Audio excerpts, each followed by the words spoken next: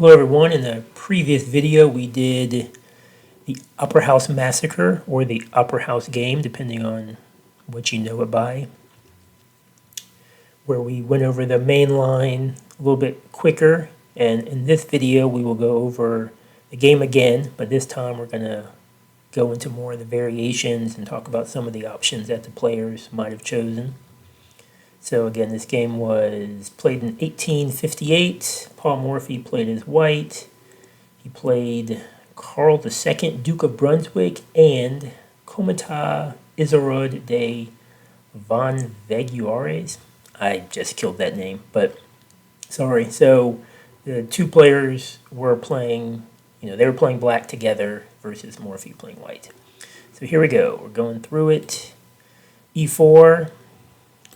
E5, standard opening. The knight moves out to attack that pawn. On E5, the pawn defends.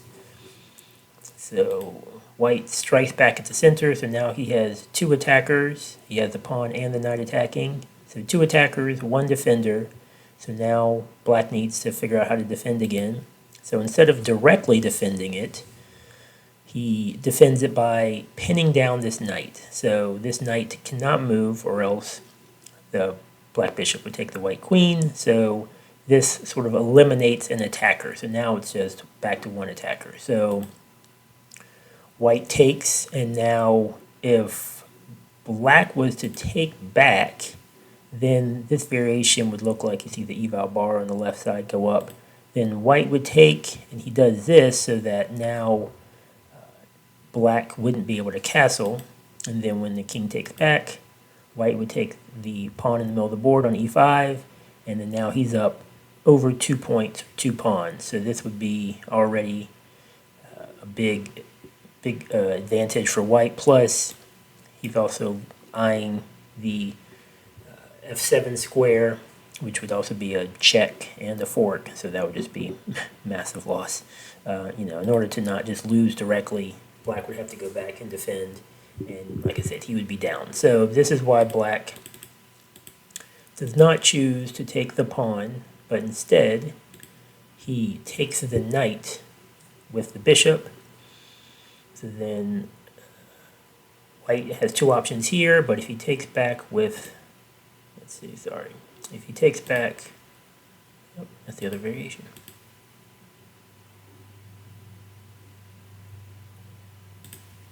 So he takes back with the queen, but if he took back with the pawn, there we go.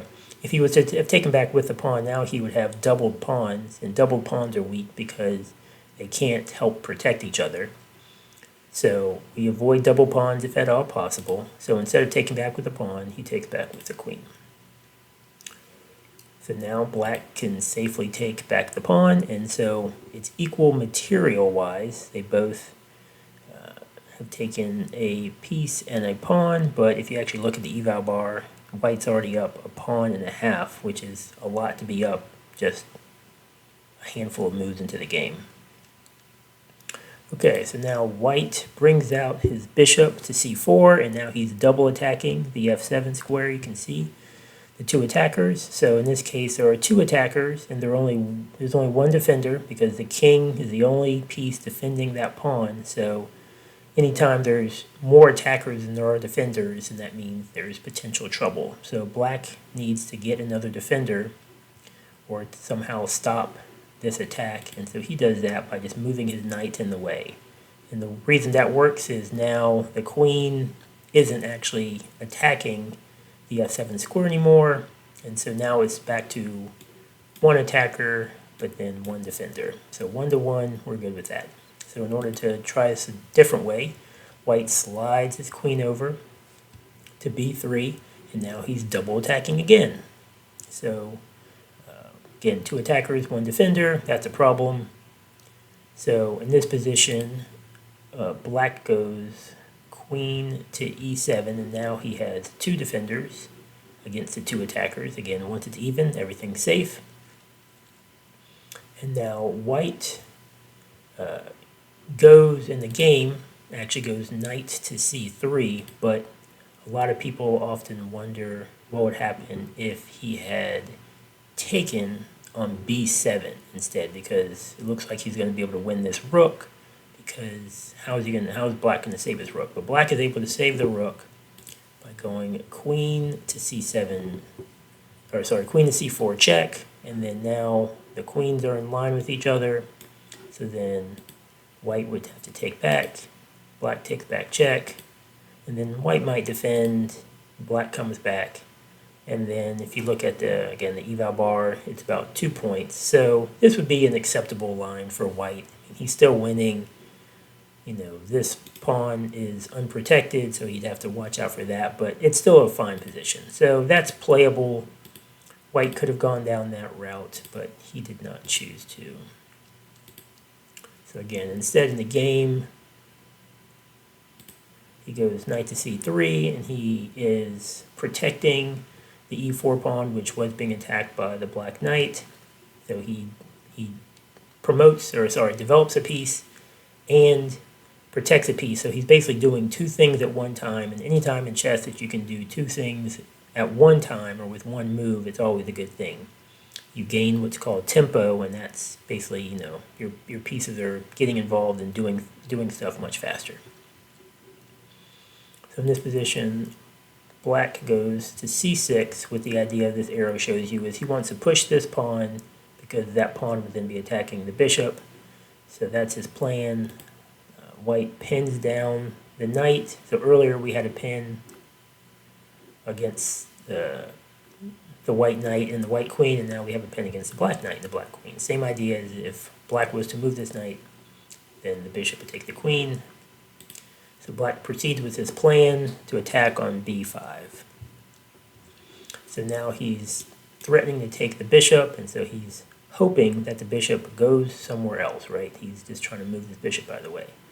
But this is where Paul Morphy, again, white, makes his decision to start his massive attack. So he's looking at the position, and he's seeing that he has 1, 2, 3, 4 pieces involved in the game.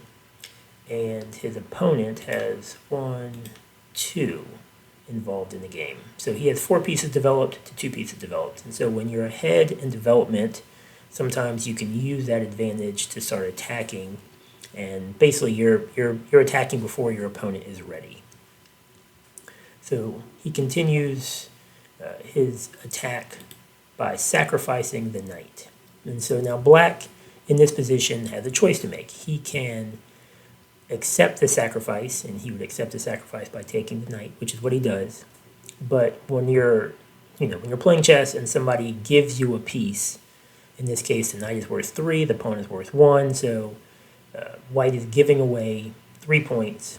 And so when you see that, you can say, okay, what is the person doing? Like, they may have just made a mistake and you can just take a free piece, right?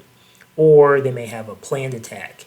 If you can figure out what their attack is and their attack is good, then you don't accept the piece. If you look at it and you're like, I can't figure out what's going on, what they're thinking, and you don't see anything too dangerous, then go ahead and take the piece and, to see how it goes. So in this case, black is like, hey, I'll take that free knight. So he takes the knight, and now white takes back with the bishop. Bishop to b5, check. And you see the eval bar continue to go up and up. It's up to 5.4 now. So black's in check. He has a couple of options to get out of check. He could move his king, but then this might look like longside castle. And black is now in check again. He maybe would move the knight to block, but then you could come crashing in with the rook there. And then, black's going to maybe take back with that knight. Then he loses his queen and takes back, and then white takes, and then you're just getting totally destroyed. He'd be down 8 points. Oh no, our bar is actually jumping up. He'd be down 15 points. Okay, so he's down. The game would basically be over at this point if he's down 15 whole points. So white would love to have that happen, but black does not choose to go down that line. And instead of moving his king, he chooses a different option, right? He could block with his knight here, but then obviously the bishop would just take it, so that wouldn't be good. If he blocked with his queen, then the bishop could just take it, then he'd be losing his queen. So instead of doing either one of those moves, he blocks with his knight, but on the d7 square. So now white is going to continue the attack, and so he castles long. So this not only gets his king out of the middle of the board, where kings are liable to be attacked when they're in the middle, so it gets his king safe, and it brings his rook into the game. So again, this is a tempo move where he does two things at one time, which he's, the second time he's done that this game. So that's always a good thing. So we see the two lines because that's the bishop and the rook are both attacking that knight, so two attackers. And so if we count defenders, we actually have one defender, two defenders, three defenders. So that knight is properly defended, sort of, right? The problem with counting those three defenders is that the queen is a valuable defender, so if she gets involved in the fight, she doesn't really want to get taken, so she sort of counts. This knight is pinned down to the queen, so if the knight tries to hop in to defend, then the queen is left open. And then the king, as a defender, is sort of suspect because obviously he can't put himself into danger. So while there are three defenders, black says that, or thinks, or the two guys think that they need a little bit more, and so they bring in the other rook. So now they have four defenders. They're thinking that knight is safe. But Paul Morphy sacrifices a rook on that knight anyway, and now, black can take back with the queen, the knight, or the rook. If he takes back with the queen, then obviously bishop just takes queen, and black could just go ahead and call that a day and resign. And if he takes back with the knight, then same thing from before, he loses the queen, so he doesn't like that. So instead, he takes back with the rook. Takes back with the rook. The rook is actually pinned down now to that king. So white takes advantage of that by bringing in his other rook. So now he has two attackers again. And again, black has the same three defenders, the king, the queen, and the knight, but same issues before. They're not really great defenders. So what does black do here? He's sort of constrained. He still only has a couple pieces developed. White only had a couple pieces left, but they're important pieces. So what does black do here? So he offers a queen trade with the hope that he can stop this attack somehow, that if he can trade off queens and maybe somehow get his pieces involved in the game, that maybe he can try to get back in this. The interesting thing to note is that in this situation, even if white did take the queen, then black's still totally busted, right? Because in this situation, check, black would have to take back with his pawn, and now the bishop gobbles up the knight, and then once black takes back, then white can just take back here. And so we would see that white is only up officially 2 points in material, and we can count that by the rook cancels the rook, the bishop cancels the bishop. So then 1, 2, 3, 4, 5 pawns to 1, 2, 3, 4, 5, 6, 7 pawns. So white has 2 more pawns, so he's only up 2 extra points in material, but if you look at this evaluation bar, he's up a full 5 points.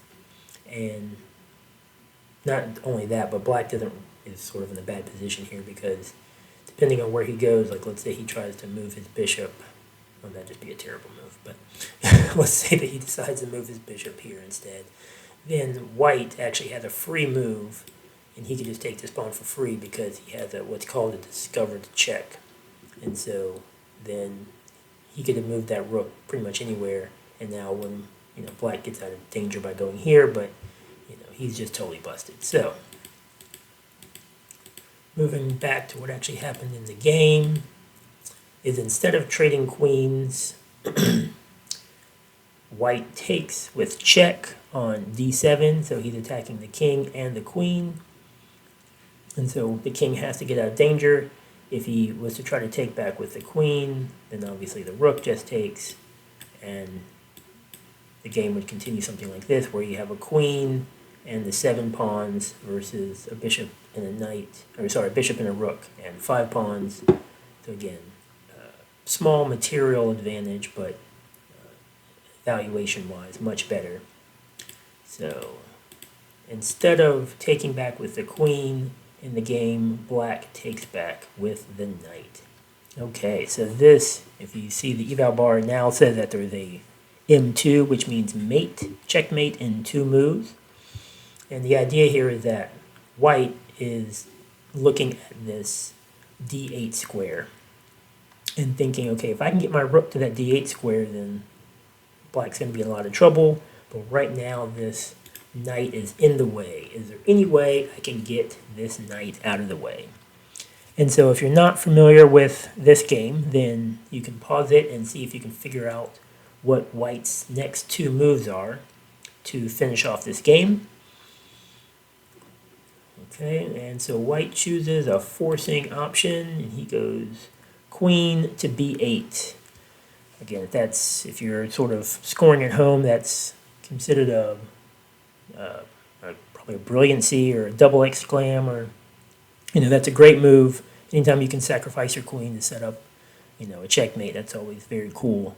So in this case, black has no options other than to take this queen because he can't block the check, and he can't move his king because the bishop is covering the diagonal. So he's forced to take with his knight, and now black is totally busted because white has 1 move to checkmate. Hope you see it by now, and that's to bring the rook down and checkmate the black king.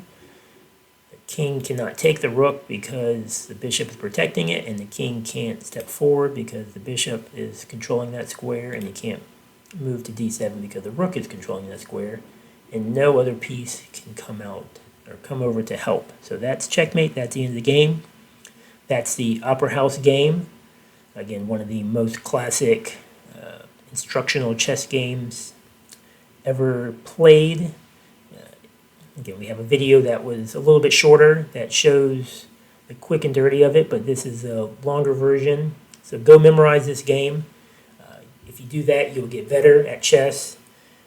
I've had hundreds of students over the years.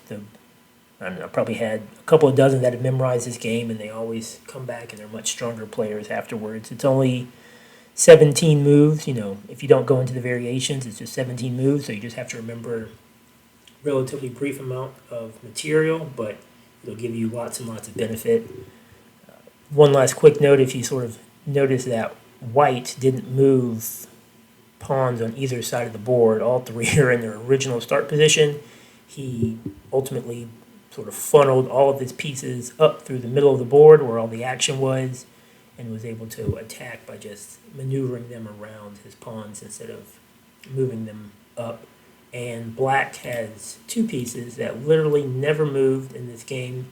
The bishop and the rook never even got involved, and then the knight actually ended up, that was not a square, that knight actually didn't start on that square, but the knight looks like it never moved either. So black was way underdeveloped, and it ultimately cost him the game. Okay, that's it for now. Thanks for watching.